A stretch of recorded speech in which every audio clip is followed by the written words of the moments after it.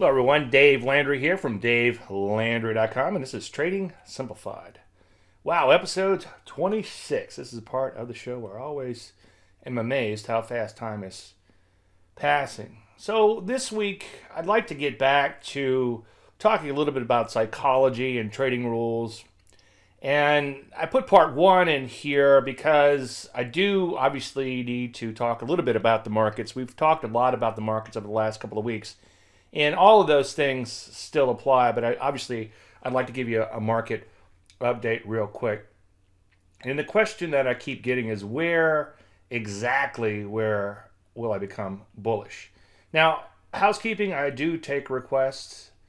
If you send them to davelandry.com/contact, I'll be happy to take a look at them.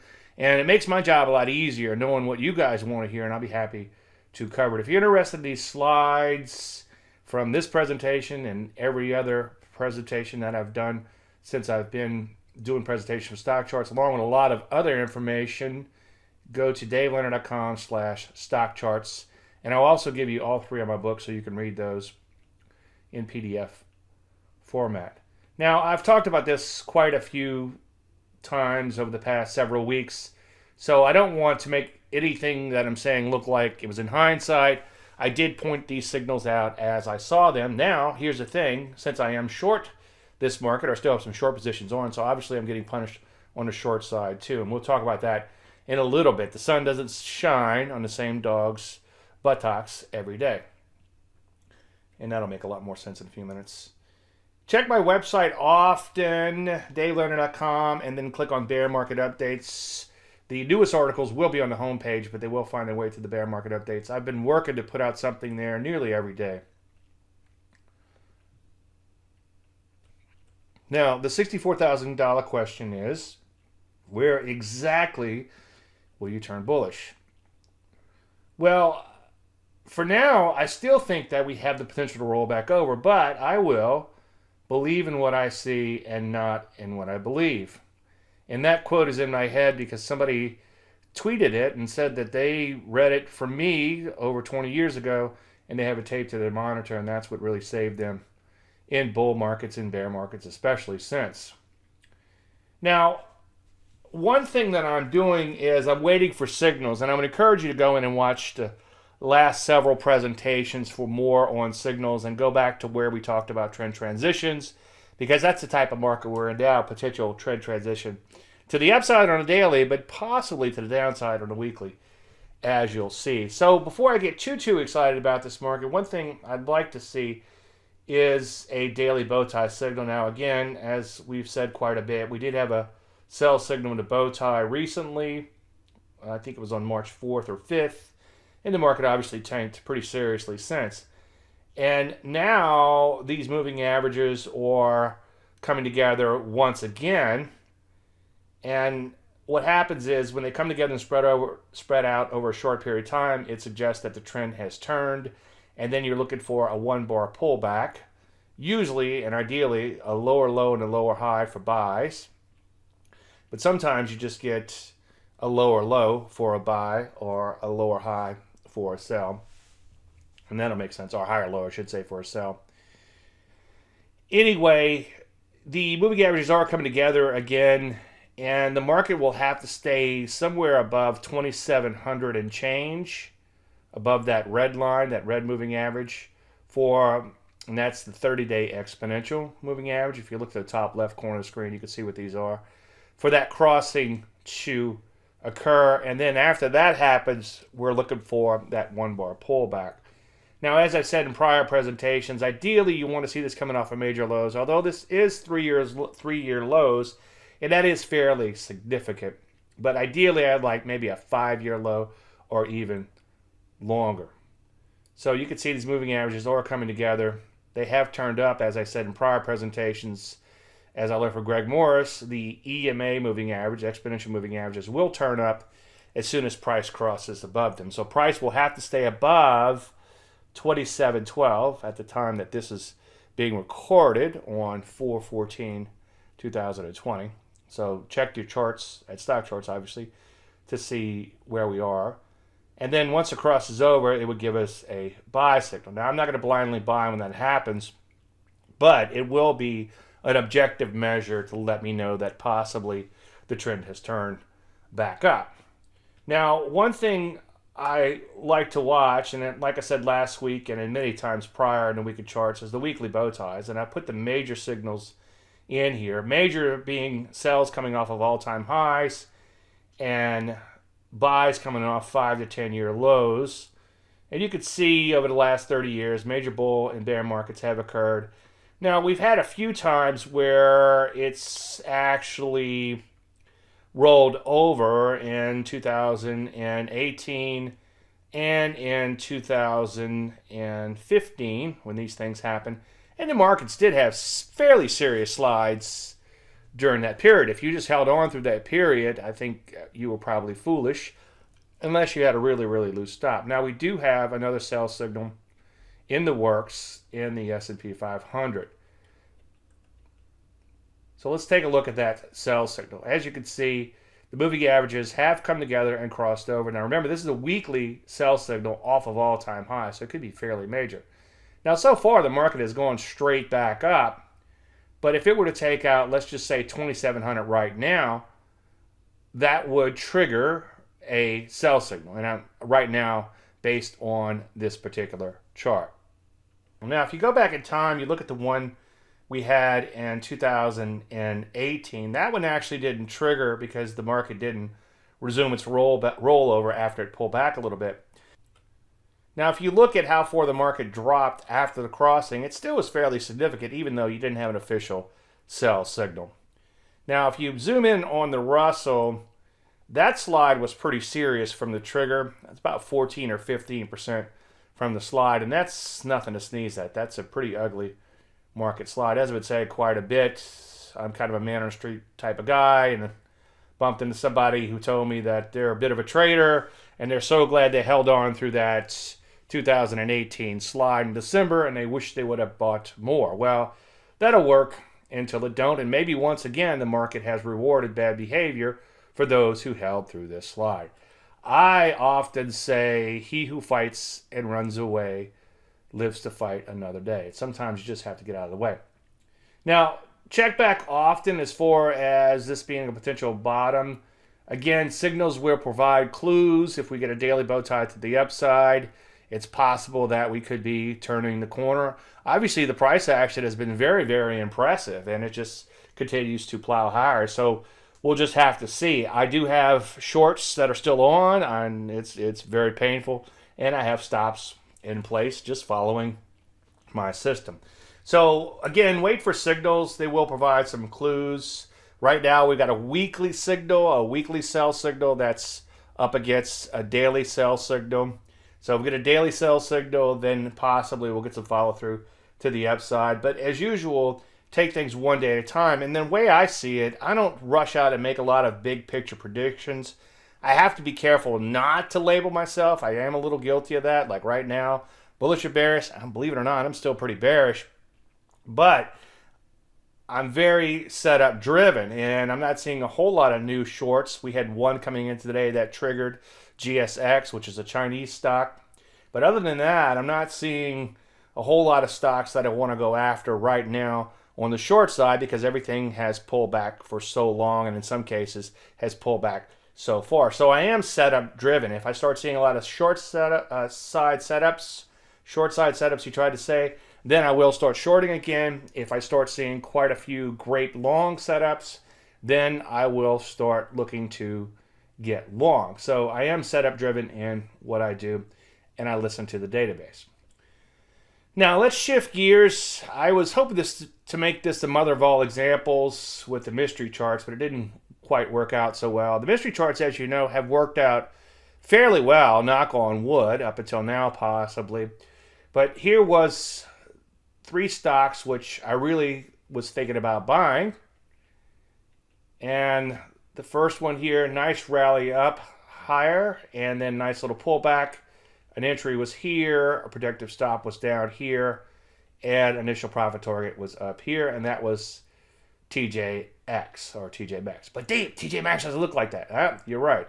TJ Maxx looks like this, and the point I was trying to make is when in doubt, flip the chart over, and if a bearish chart looks bullish, then you might have a decent look at setup. Now, so far, this one hasn't worked out. It's required a little discretion. I am still short as of April 14th, nearing the close on this one. But obviously, if it rallies much higher, I will have to look to get out of the way. And so far, it's just kind of nicked that stop. You can see nice downtrend followed by a pullback. Entry was here, protective stop up here, additional profit target down here, and this is what's happened so far. It's just barely kind of nicked that stop so far, at least.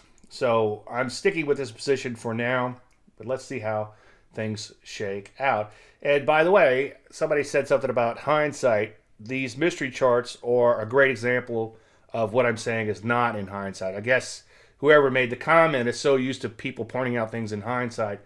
But believe me, I do this in real time with my own personal accounts, and I recommend these stocks through my trading service with specific entries and stops and initial profit targets in mind. And that's what you were seeing in that little spreadsheet that just popped up. So here's the second mystery chart.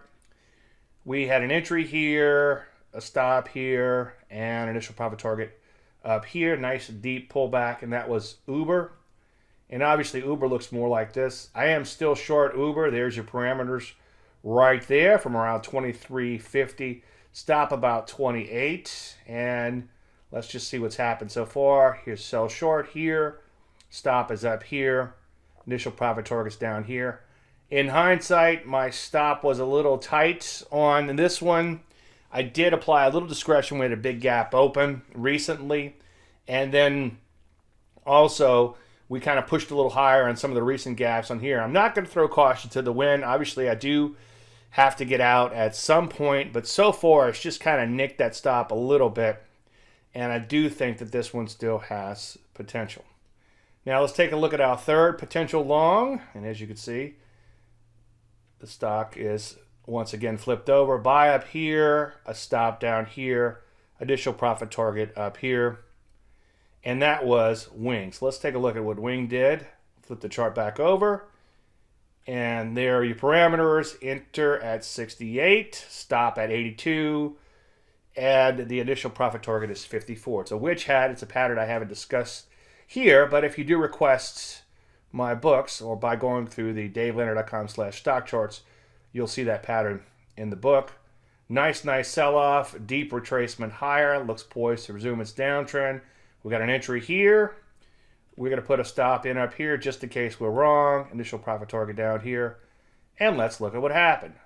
Thank goodness it did not trigger because it went straight up. So no trigger, no trade. And on that one, because that would have been an ugly loss, as you could see. By the way, I only risk 2% per trade, and that's if stopped out. Go in and watch the money management module on my website, or take a look at the Trading Simplified videos when I discussed money management. So I will live to fight another day if I get creamed on one of these, provided, of course, it doesn't gap through the stop. Now let's take a look at the new mystery chart for this week. While I was putting together this presentation, recording it, this actually triggered. So let's take a look at this. So we have a stock in a nice downtrend. As you can see, it sort of bottomed out, began to rally from those lows. It formed a bow tie, and then it formed a trigger. Now, in coming weeks, I'll show you the spreadsheet and the setup. Notice that the chart, once again, looks a little wonky, and that's because I have it flipped over.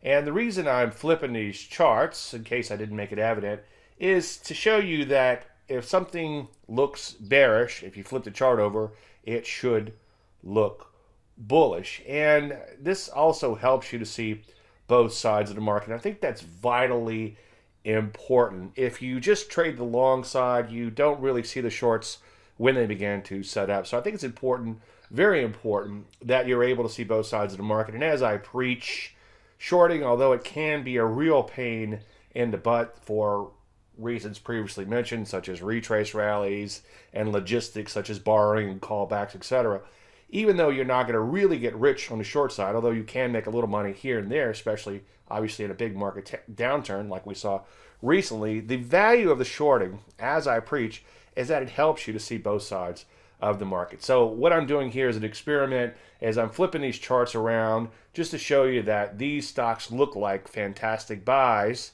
and then we'll see how they all shake out. And so far, because the market's had this big retrace rally, they really haven't worked out so good. I was speaking with a colleague the other day, and she said, well, let me just Google you, check you out, let's see what comes up. And a lot of the things that she was seeing was based on her own internet surfing and caches and things like that. Google doesn't, as you probably know, doesn't show you the same thing that it shows everyone else. It shows you something that's relative to your searches. Anyway, long story endless, I decided to Google myself, something I like to do on Saturday nights. Pour myself a nice cold beer and Google myself. I'm half kidding. But anyway, I Googled myself in an incognito window just to see what would come up. And somebody had republished an article of mine they republished it in 2006. And the article was probably 5 years old at the time. But I thought it was kind of cool because everything seemed kind of timely and dovetails nicely into our current crazy environment. So I went ahead and I republished the article on my website, and you can find it in the Bear Market Updates. And in addition to that, I added some of my random thoughts based on what has happened in the market since and what is currently going on in the market. Number one, trade in a conceptually correct manner. Trading because Mars lines up with Venus might work occasionally, but there is no real basis for trading in this manner. When I worked with some other individuals, when I was doing some programming and consulting and system design and system research many years ago, I would every now and then come up with a system and I would show it to, and I think Larry Connors comes to mind because he's the one who taught me about being conceptually correct. And every now and then I'd show up systems like, hey Larry, I don't know why this works, but it works really well. And we'd pick it apart a little bit, and then it's like, well, we don't really have a basis as to why this should work or does work, so we have to toss it out because it was not conceptually correct. So the patterns that you trade should make sense and have some sort of statistical edge to them. Now, I would take that one step further and not necessarily try to quantify things, but just make sure from a psychological basis, and remember my definition of technical analysis is reading the psychology of the market participants through charts while at the same time embracing your own psychology and embracing your own emotions. There's a reason why I use the word embrace, because as I often talk about, from a neurological standpoint, easy for me to say, it's impossible to eliminate your emotions. You'd be dead in a day. That's a completely different conversation. Just take my word on it for now. But by make sense, I mean that there's some kind of psychological basis to the pattern. And if you take a look at like the TKO, for instance, what's happening there is shorts are getting squeezed out after they got sucked in. They get sucked in and spit out. And the Johnny-come-latelys get knocked out of the market. Now, the Johnny-come-latelys are late to the game. They're buying at or near the highs because they just can't take it anymore. They throw in the towel and buy, and they quickly get knocked out of the market. Now, these are the absolute worst traders, and they will wreak havoc on your account unless, of course, you wait for some kind of psychological pattern, such as a TKO, for them to get knocked out. So go in and watch the video on TKOs for a lot more on this. And then in the video, I talk a lot more about what happens when the shorts, who tend to be egotistical and short into those new highs, and they get kind of, initially they feel pretty good about their position, but then they get squeezed out if the market begins to resume its trend. So you're basically taking advantage of the predicament of these traders. So it has to be, again, conceptually correct. Number two, trade small. Any one trade should not have a material impact on your life. Any one loss should be viewed as an expense, no different from what you did in any other business. So here's my random thoughts on that. Recently, YouTube recommends videos to me, just like all the social media out there. They kind of see what your footprint is, and then they encourage you to watch videos based on your interests and all. Well, every now and then, I'll click on one of these get-rich-quick gurus, roll my eyes, drop an F-bomb or whatever.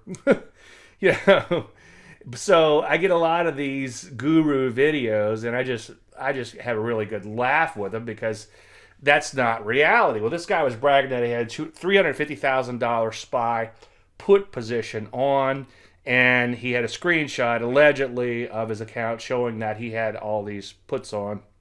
And I think he was showing about 150,000 live, but he assured us that there was another 200,000 or more in other accounts. So taking his word on it, if he's risking 2% of his account on this trade, his account would have to be $17.5 million if you divide 2% divided by 350,000. Now that's assuming that he's not using any money management. I suppose if he was, then maybe his account would be a little bit smaller, but that's still a sizable position, no matter how big your account is. And the thing is, the video was a couple of weeks old when I looked at it, and he had these positions on for a while, and they've deteriorated pretty bad. So I doubt he has any money management plan in place. So a $350,000 spanking is very significant. A lot of these puts have already evaporated in value. Now, I would never be Schadenfreude, but point is, this is a great teachable lesson, a great learning moment here. Don't bet the farm on any one position. Again, he who fights and runs away lives to fight another day. Number 3, ignore the news. The news is irrelevant. It's the reaction to the news that's relevant. Okay? So this would ignore the news remains as relevant today as it always has been. If I tell you a report came out that 16 million people lost their jobs in the last 3 weeks, what do you think the market would do? Well, the market has had its biggest rally since 1938. And this is a little screen capture, obviously from CNBC, but it was on Facebook. And it just shows the hypocrisy when it comes to the news. It's crazy. So you can't trade off news, and you got to be really careful. So as I preach, even if you get the news right, or even if you had a crystal ball that would tell you the news, which obviously you don't, but let's assume for a second you do. I mean, what would the world be without hypothetical questions, right? WRIGHT. But many people got Brexit, Hillary wrong, and then the reaction to that news turned out to be quite the opposite of what it should have been. So again, it's a reaction to the news that's relevant. Now, forget about logic. Don't worry about the whys. The media drives me nuts, and I try not to watch too much news and too much, especially financial news, because they always tell you why the stock market went up or went down. Some days the stock market goes up because oil went up, and some days the stock market goes down because oil went up.